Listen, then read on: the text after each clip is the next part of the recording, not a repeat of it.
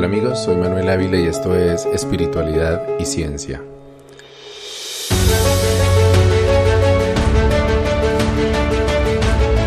Esta es la primera parte de una serie de 2 episodios en los que voy a hablar sobre la gnosis, una doctrina en la que creí y que practiqué por 7 años, pero que descubrí que es tremendamente peligrosa.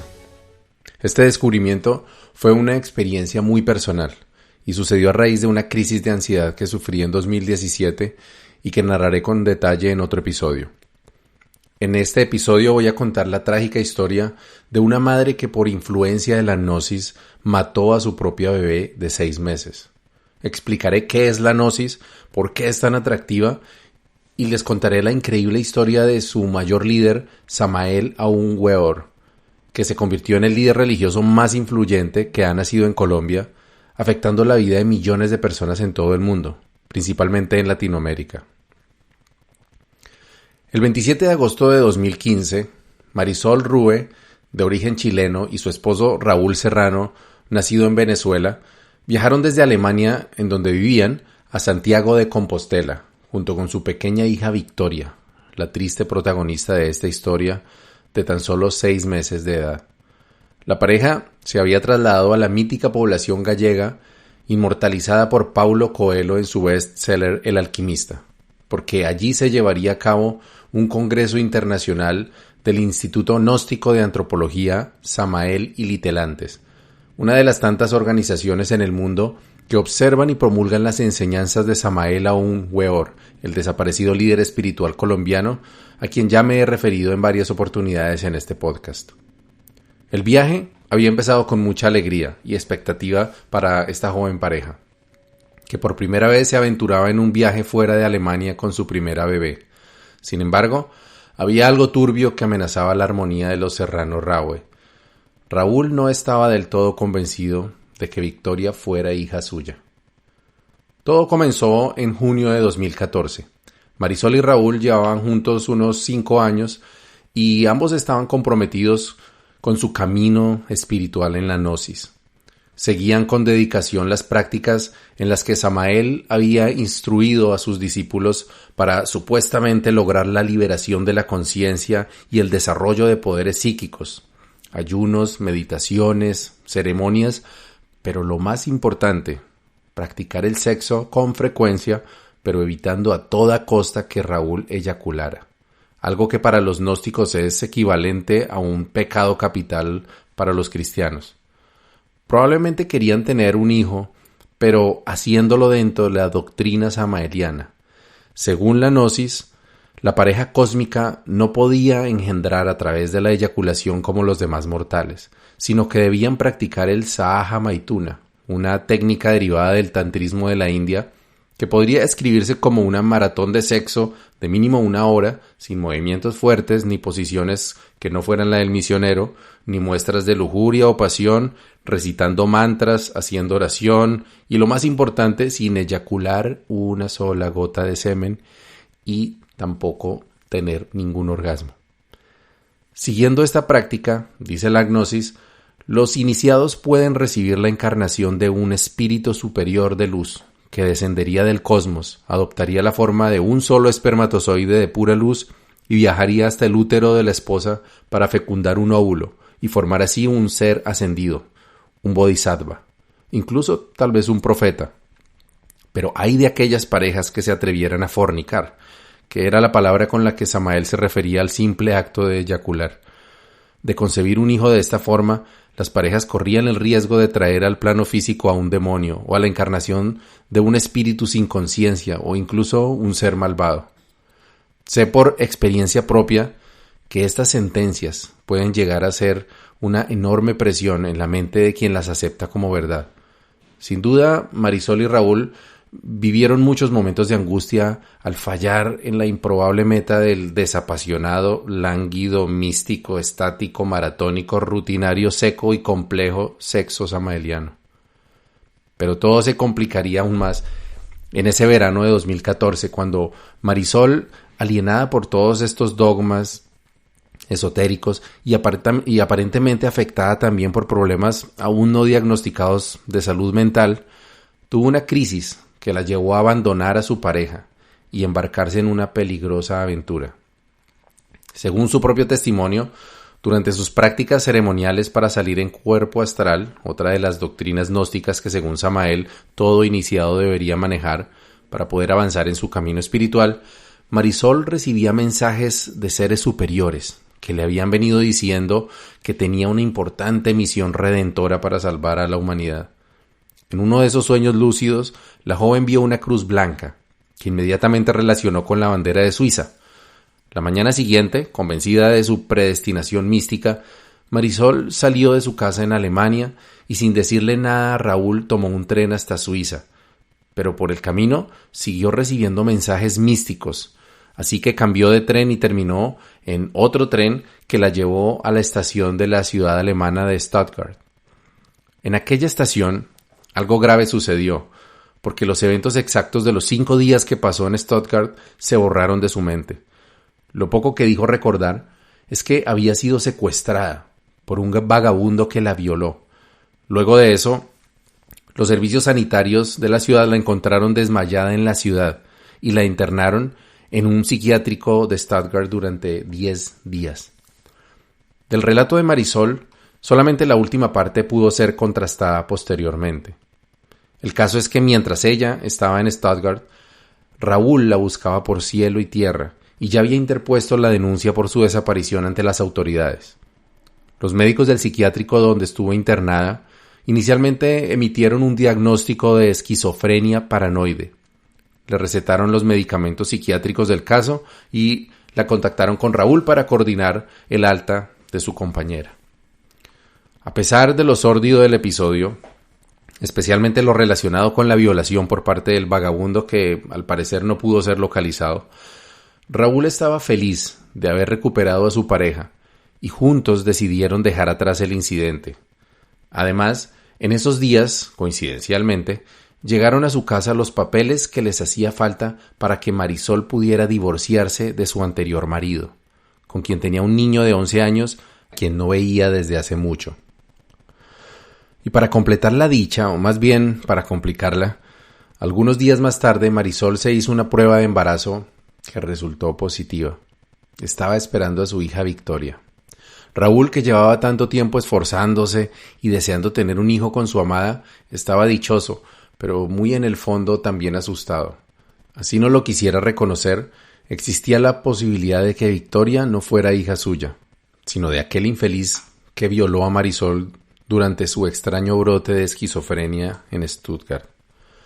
Las dudas sobre su paternidad de Victoria salieron a relucir en alguna discusión de pareja. En condiciones normales, tal situación sería complicada para cualquier otra pareja, pero recordemos que Marisol y Raúl eran gnósticos, así que había mucho más en juego que una desafortunada concepción extramarital. Una concepción surgida de una eyaculación y más aún durante un acto de pura lujuria y con un hombre que Samael hubiera llamado un homúnculo irracional equivocadamente denominado hombre, podía ser el vehículo para la encarnación de un ser de las tinieblas, o incluso del mismísimo anticristo. Con lo cual, la pareja decidió dejar a un lado las dudas, ignorar la prescripción de psicofármacos y redoblar su trabajo espiritual o la gran obra, como se dice en la Gnosis. El viaje a Santiago de Compostela seguramente hacía parte de este esfuerzo por limpiar cualquier impureza espiritual que se hubiera cernido sobre ellos y que amenazaba con destruir la felicidad de la joven familia.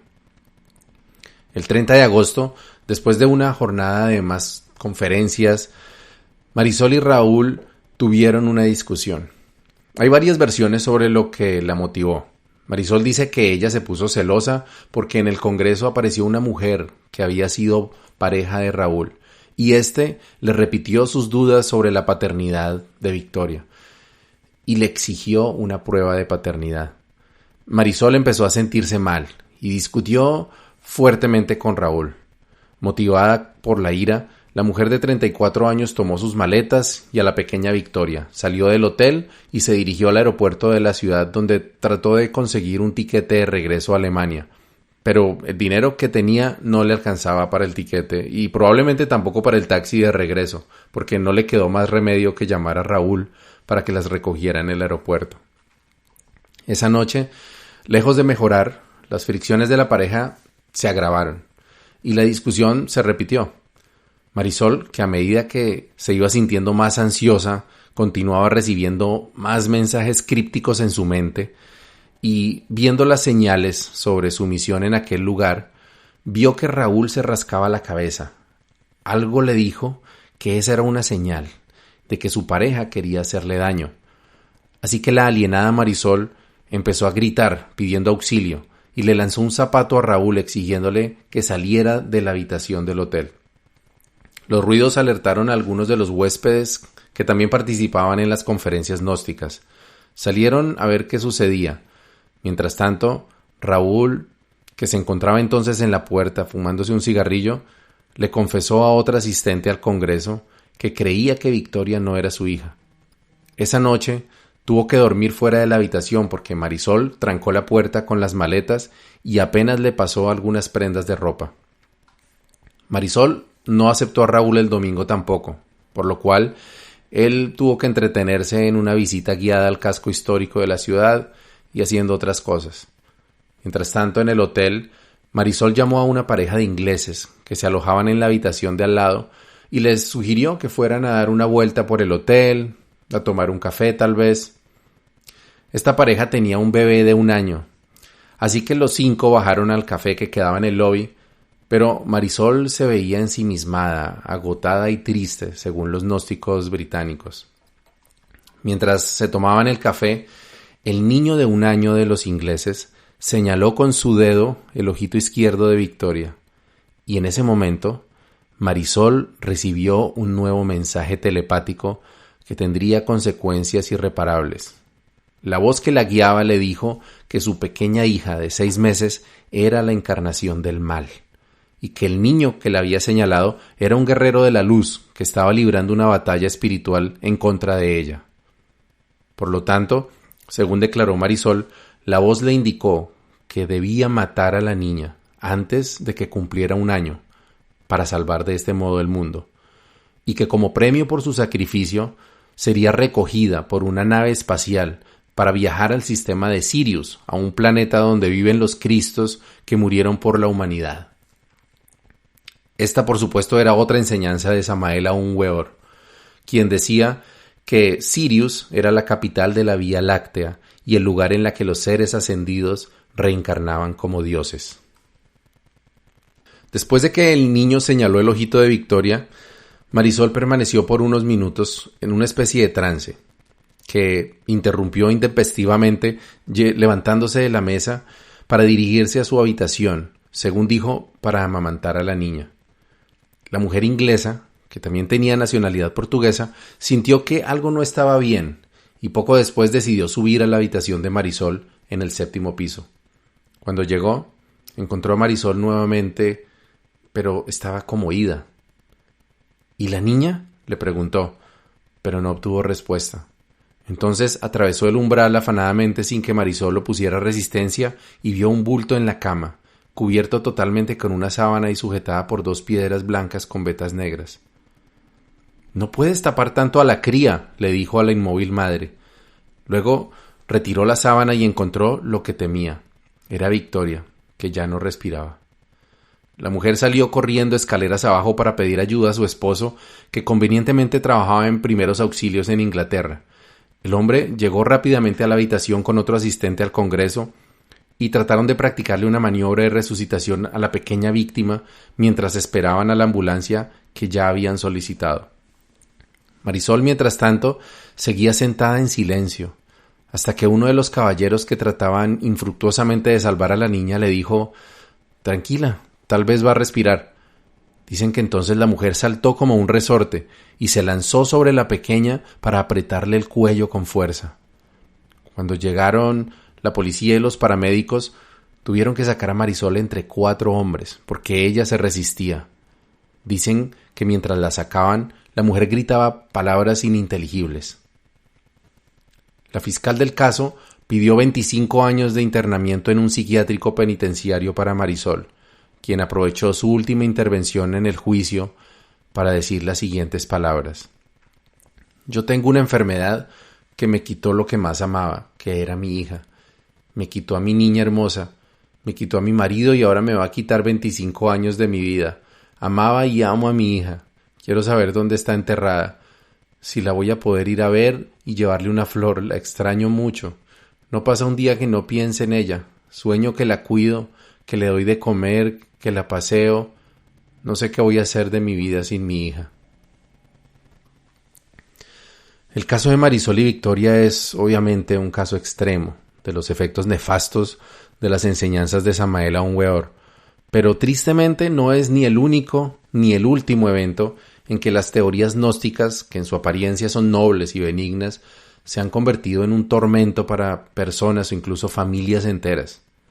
La mayoría de estos casos, afortunadamente, no involucra la muerte de alguien, y por eso no vas a encontrarlos en las noticias, pero durante los últimos 15 años he escuchado una buena cantidad de historias de familias divididas, separación de parejas, abusos sexuales, engaños y manipulación de la voluntad que puede prolongarse por años.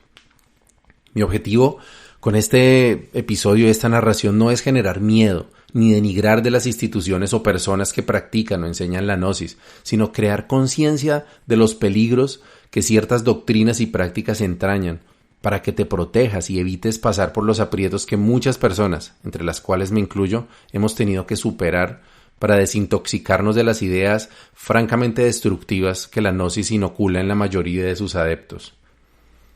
Quiero seguir por reconocer que muchas de las enseñanzas de la gnosis son positivas, la mayoría son inocuas, pero hay algunas que pueden causar verdaderas tragedias, y son las que pretendo explicar con la mayor claridad posible. He leído varios libros de Samael, es decir, una pequeña parte de los más de 60 libros que se le adjudican, y aunque uno encuentra muchas cosas repetidas y un estilo a veces rimbombante y enrevesado, reconozco el atractivo de su obra. Samael Aun Weor era un verdadero maestro de la redacción mística y el imaginario esotérico. Si tienes una intuición mística, un presentimiento de que hay una realidad más allá de lo físico y algo divino dentro de ti, y te encuentras con las palabras de Samael Aun Weor, hay algo que hace clic inmediatamente. Resuena y sientes una especie de certeza de que lo que estás escuchando o leyendo es algo que tu alma ya sabía. Esto tiene una explicación, pero no nos adelantemos. Empecemos con un poco de historia, especialmente para quienes no estén familiarizados con esto de la gnosis. La gnosis o gnosticismo son términos muy antiguos que se derivan del sustantivo griego gnosis, que quiere decir conocimiento. Sin embargo, no se refiere al conocimiento en general, sino a un tipo de conocimiento bien particular, el conocimiento o creencia en la intuición de que los seres humanos tenemos una naturaleza divina, que tenemos como una chispa sublime dentro de nuestras limitaciones y que puede ser liberada y potenciada a través del trabajo en uno mismo. El concepto de gnosis hace parte de la filosofía helenística, como contraparte experimental o práctica de la epistemología, que en cambio se trata del conocimiento teórico. En todo caso, se trataba de una corriente filosófica más que religiosa, que agrupaba las teorías sobre la naturaleza humana en las que el componente divino no se encuentra afuera del ser, sino dentro de cada uno de nosotros.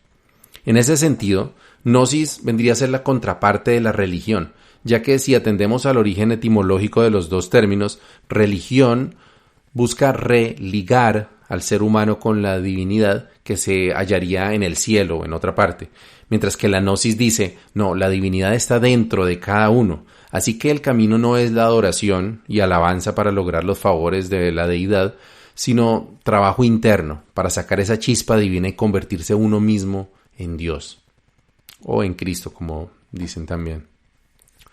En el corazón del debate entre estas filosofías, lo que se encuentra es básicamente la dicotomía entre quienes creen que se necesita un Dios externo y reglas impuestas desde afuera para asegurar que los seres humanos no caigamos en un abismo de degeneración, y quienes en cambio opinan que cada uno tiene una semilla de la justicia divina dentro de sí y basta con promover las prácticas adecuadas para lograr la perfección del carácter humano y superar nuestros instintos animales. Esta diferencia surge de la misma división que ya hemos explorado en otro episodio entre las funciones mentales del cerebro primario o reptiliano, que nos lleva a ser más jerárquicos, territoriales y marciales, que vendría a ser la parte religiosa, y el sistema límbico y la corteza cerebral del cerebro que nos empuja a ser más sociales, planeadores, cooperativos y exploradores, comportamientos que se entienden mejor con la exploración y praxis que ofrece la gnosis. Pero bueno, entonces la gnosis era filosofía, pero por su naturaleza inevitablemente terminó convirtiéndose en un movimiento espiritual, digamos. No solo eso, sino que además terminó por entretejerse con la religión, particularmente a partir del surgimiento del cristianismo en el siglo I después de Cristo.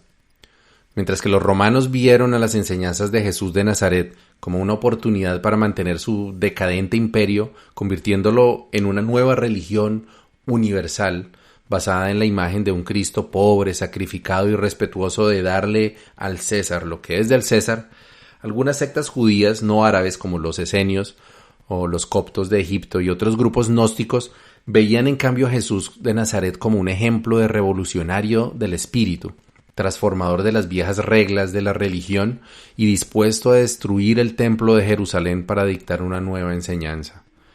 Y aquí viene uno de los grandes peligros de la gnosis que se pueden ver en el propio origen de este movimiento y de la gnosis cristiana, y que como verás tiene mucha relación con la trágica historia de Marisol y Victoria.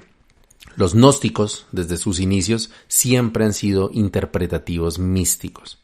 Esto quiere decir que basan gran parte de su cosmovisión en la capacidad de la intuición humana para determinar el significado oculto o secreto de símbolos, eventos y actos que para el común de la gente tienen un significado secular o insustancial. Pues estos protonósticos cristianos se dedicaron a analizar la vida y las enseñanzas de Jesucristo y, entre comillas, develar los mensajes esotéricos que creían que el maestro de Galilea estaba dejando ocultos para que fueran entendidos por sus seguidores iniciados. Como decía en Mateo capítulo 11, el que tiene oídos que oiga. Fue así como los gnósticos empezaron a formar un cuerpo de conocimientos esotéricos, derivados de las a veces confusas parábolas y metáforas de Cristo, las cartas del apóstol Pablo y mucho más aún de las oscuras revelaciones del libro del Apocalipsis. Según la doctrina gnóstica, a grandes rasgos, Jesús entra a Jerusalén en un burro, que simboliza el dominio de la conciencia cósmica, que sería Jesús, sobre la mente, que es lo que representa el burro. Probablemente por la acepción de la palabra burro como adjetivo peyorativo en todos los idiomas casi como falta de inteligencia.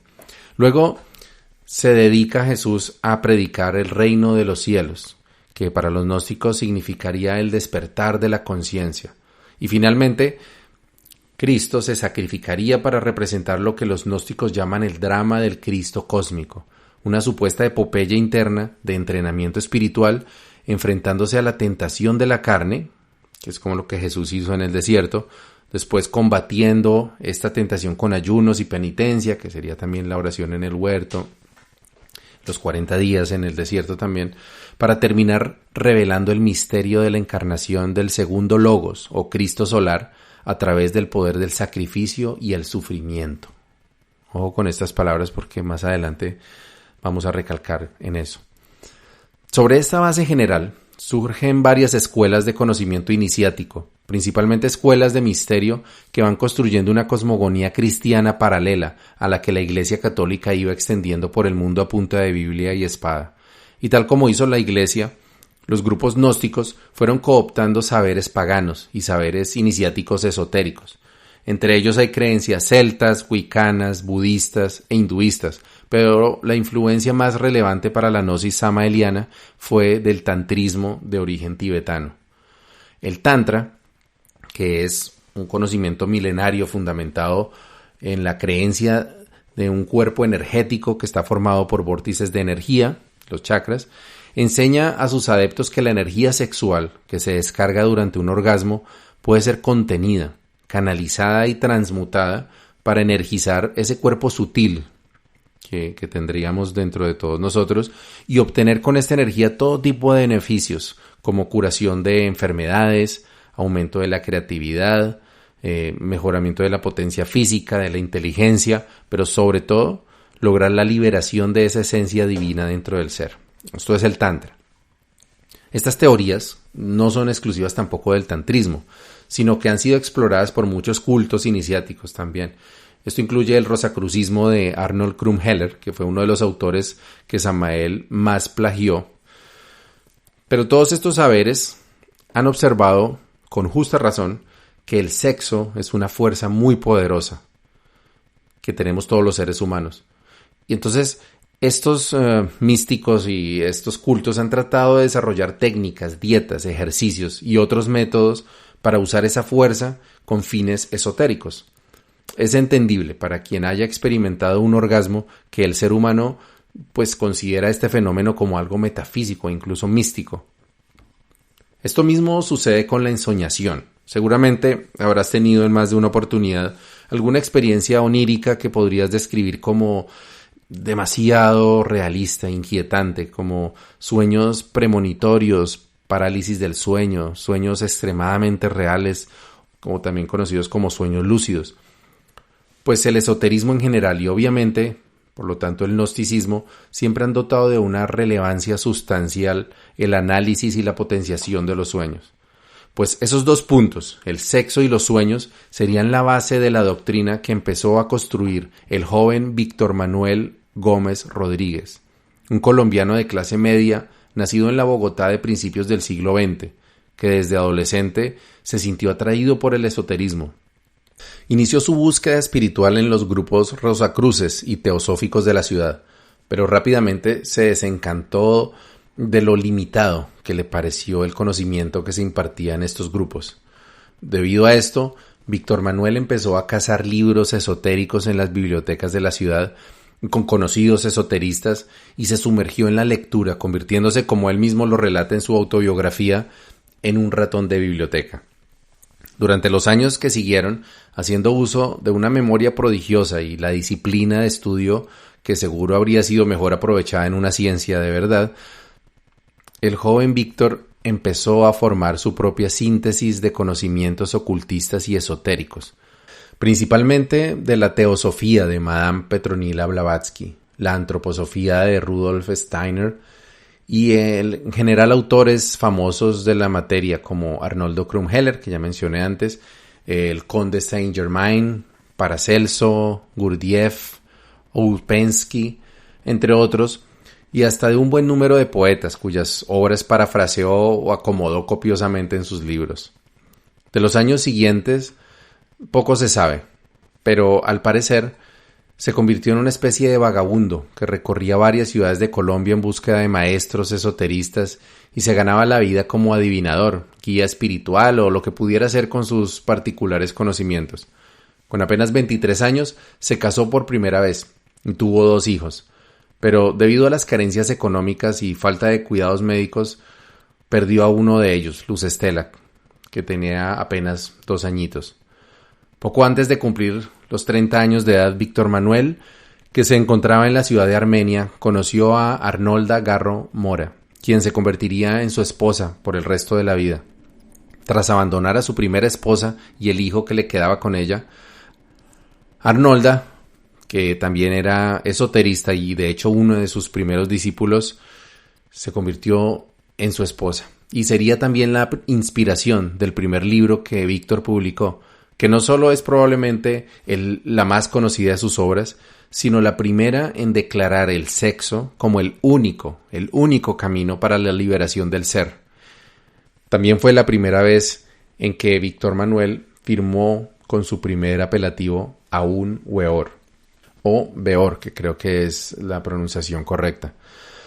Después del éxito del matrimonio perfecto, Aún Beor se dio cuenta que su compilación de saberes esotéricos, a los que añadía pinceladas de invención propia, se vendían como pan caliente. Por supuesto, nunca les daba el crédito a los autores originales de los conceptos que divulgaba, sino que los narraba como si fueran fruto de su propio descubrimiento o inspiración, con frecuencia haciendo referencias a experiencias personales en las que decía que había recibido esas enseñanzas de parte de un maestro de la logia blanca o una deidad en los mundos internos.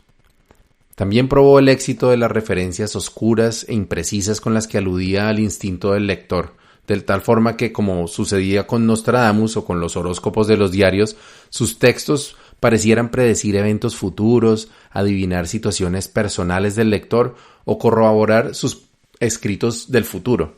Sin embargo, si uno hace un análisis imparcial de sus libros, se encuentra que son recopilaciones de ideas desordenadas, confusas y en no pocos casos contradictorias.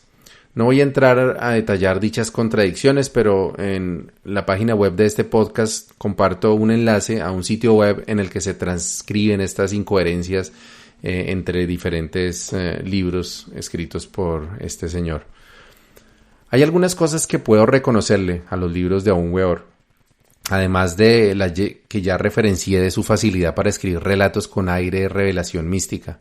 Por una parte, lo prolífica de su imaginación y de su memoria, que le valió para escribir más de 60 libros de mediano tamaño en un espacio de menos de 30 años. Y por otra parte, la creatividad que tenía para inventar los títulos de sus obras. La Revolución de Bell, Rosa Ígnea, El Libro Amarillo, El Parsifal develado, El Misterio del Áureo Florecer y otros aún más grandilocuentes y originales, la verdad. Un hecho importante de la vida de Aún Weor, que de alguna manera terminó teniendo una gran influencia en mi propia vida, así como en la vida de otros miles, sucedió alrededor del año 1953, mientras en Colombia se celebraba el fin, o por lo menos una pausa, en la época de la violencia partidista. En este año, Víctor Manuel Gómez viajó a la Sierra Nevada de Santa Marta, a donde llegó junto con su esposa Arnolda, quien ahora se hacía llamar Litelantes, y los 3 hijos que ya tenían, en búsqueda del conocimiento de los mamos, famosos entonces por su disciplinada espiritualidad ancestral. Allí aprendió la medicina ancestral de los arhuacos y dicen algunos que recibió de ellos el poporo y la aseguranza de la sierra, similar a la que yo recibí 60 años más tarde de eso. Pero tal sería la labia y la asertividad de Aún Weor que terminó por convencer a algunos de los mamos para que aceptaran las enseñanzas de él, la gnosis, diciéndoles que él tenía el poder de entrar en estado de jinas, que esto es como la posibilidad de llevar el cuerpo físico a la 4ª dimensión, y que de esta manera había entrado al interior de la Sierra Nevada, donde según él se encontraba el Summum Supremum Sanctuarium, de lo que él llamaba el Tíbet de América. Algunos de esos mamos incluso llegaron a ver en Aún Weor la encarnación de un antiguo sabedor arhuaco que algunos de sus ancestros profetizaron. Desde entonces se generó una división en la Sierra Nevada entre los que aceptaron a Samael como un profeta y quienes lo veían como un charlatán. A pesar de que los últimos fueron mayoría, los nuevos mamos gnósticos siguieron propagando las doctrinas esotéricas de Samael y hasta hoy en día se mantienen vigentes en algunos pocos mamos estas creencias, entre ellos los mamos Andrés y Lorenzo Izquierdo, que fueron los que nos entregaron poporos y usos a los muiscas gnósticos de Pueblo Nación Muisco Chibcha. Este encuentro inicial con los indígenas de la sierra fue un punto de inflexión en la vida del futuro gurú y su movimiento gnóstico, ya que Aún Weor entendió el poder de la ancestralidad en el imaginario colectivo americano, y esta fue la base de una de sus estrategias más duraderas para la expansión del gnosticismo y en particular del culto a la personalidad de Aún Weor en el futuro. También en la Sierra Nevada sucedió otro evento importante para él, que fue lo que él llamó el advenimiento de Samael, un supuesto espíritu o logos regente del planeta Marte que lo había poseído para preparar al mundo para el inicio de la era de Acuario, un confuso, hipotético periodo cósmico de cuyos límites no se ponen de acuerdo ni astrólogos ni esoteristas y que según convenga ubican entre el momento del nacimiento de Jesucristo y febrero de 2021, y que supuestamente duraría unos 2160 años. Según el ahora rebautizado como Samael Aún Weor Maitreya Buda Avatara Kalki de la nueva era de Acuario, un nombre un poquito rimbombante, la nueva era empezaría el 4 de febrero de 1962. Tan pronto como Víctor Manuel abandonó la Sierra Nevada, se dedicó al curanderismo en la cercana ciudad de Ciénaga en el Caribe colombiano. Por ofrecer servicios médicos sin licencia fue de hecho puesto en prisión por unos días, pero según sus cuentas, el arresto se dio por el, entre comillas, delito de curar a los enfermos. También dice que se le imputó por indecencia, al reconocérsele como el autor del matrimonio perfecto. Y aunque no encontré ninguna referencia a lo siguiente, yo considero, habiendo vivido en esa zona del país, que es probable que Samael haya recibido amenazas de muerte de los ultraderechistas y católicos gamonales en Ciénaga, lo cual pudo haber sido una de las razones que lo motivaron a abandonar el país ese mismo año y probar suerte en Centroamérica. El periplo, que comenzó en Panamá, llevó a la familia Gómez Garro hasta Costa Rica, en donde nació su cuarto hijo. Continuaron por Nicaragua, Honduras, El Salvador y Guatemala hasta llegar a su destino final, México, entrando por el estado de Veracruz. En cada uno de estos países, Samael y su fiel litelantes fueron sembrando la semilla de un movimiento gnóstico internacional, dejando en cada país al menos un líder que continuara la obra y reportara directamente a Samael a través de cartas, principalmente, aunque también telefónicamente y por telegramas, dirigidos al cada vez más famoso Avatara de la era de Acuario. Demostrando la máxima de que nadie es profeta en su tierra, Samael gozó de una fama y admiración en Centroamérica que nunca llegó ni a imaginar en Colombia, al menos no antes de consolidarse en el exterior. En 1955, aún Beor se estableció definitivamente en la Ciudad de México, y allí su movimiento no hizo más que crecer, atrayendo y encantando otros líderes gnósticos que ya se encontraban allí para ir poco a poco imponiendo su figura mesiánica sobre la de los demás y su síntesis de doctrinas a través de la lluvia de libros que produjo en su nueva sede. Otra cosa que habría que admirarle a Samael, de no ser por su uso sistemático del engaño y la manipulación emocional, era la capacidad de liderazgo y de ejecución que tenía. Aún Beor no solamente fue prolífico en su obra literaria, sino también en la cantidad de organizaciones y siglas que parió. Entre ellas las más conocidas fueron el Movimiento Gnóstico Cristiano Universal, MGCU, que es la organización a la que perteneció el abuelo Huber, de quien hablé en un episodio reciente, el Partido Socialista Cristiano Latinoamericano, POSCLA, el Instituto de la Claridad Universal, ICU, la Asociación Gnóstica de Estudios Antropológicos y Culturales, AGEACAC, que es, si no recuerdo mal, la organización a la cual pertenecieron los abuelos Suagagua y Siguacinza Neusa. Hasta aquí el episodio de hoy. La próxima semana te contaré la segunda parte de la historia de Samael Aún Beor, explicaré por qué es tan peligrosa la gnosis y aventuraré una teoría de lo que verdaderamente ocurrió con Marisol, Raúl y Victoria. No te lo pierdas. Buen camino y buena brisa.